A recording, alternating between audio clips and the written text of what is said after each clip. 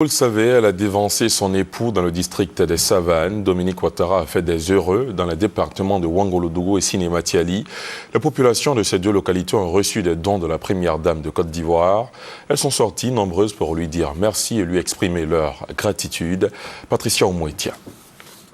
Chant et danse pour souhaiter la bienvenue à Patricia Sylvie Yao, directeur de cabinet de la première dame de Côte d'Ivoire, Dominique Ouattara. Son arrivée à Tengrela est précédée de plusieurs dons. En quantité et en qualité, ces dons sont composés entre autres de broyeuses, de décortiqueuses, de matériel de santé et de matériel scolaire. Fidèle, la représentante a transmis aux populations l'espoir de la première dame. Dominique Ouattara rêve de voir les femmes de Côte d'Ivoire sortir de la pauvreté avec la création du FACI, Fonds d'aide aux femmes de Côte d'Ivoire, et de voir aussi aboutir son combat contre la violence faite aux enfants.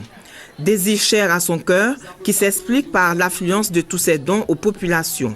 Chers parents, chères mamans de Tengrela, que ce n'est pas tout.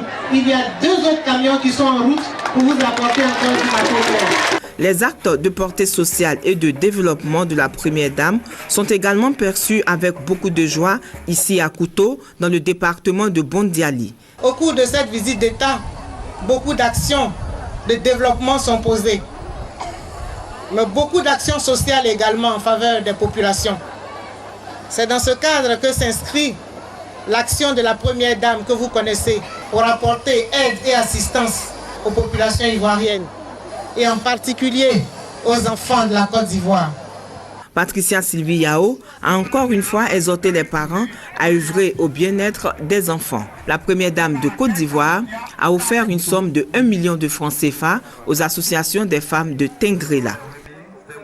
Voilà, c'était le point des dons de la première dame de Côte d'Ivoire à Tengrela et Kouto.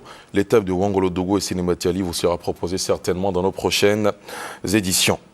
Retour à Abidjan avec ces femmes victimes de la crise post-électorale ivoirienne qui viennent d'être soulagées.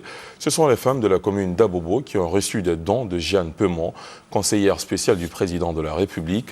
Un important don en vivre et non vivre. Serge Gongomin, Victorine Yaoyobwe. C'est avec les mains chargées de présents que Jeanne Peumont est venue rencontrer les femmes d'Abobo.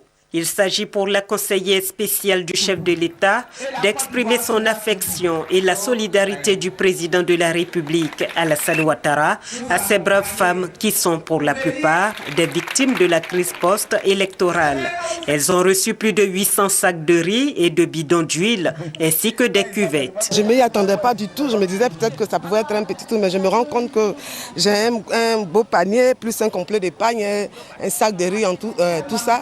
Et donc je suis vraiment heureuse. Jeanne Peumont a saisi l'occasion pour exhorter les femmes à la cohésion sociale. Message bien perçu. Ça me va droit au cœur. Je suis pour la réconciliation. Moi, je vis dans une cour commune.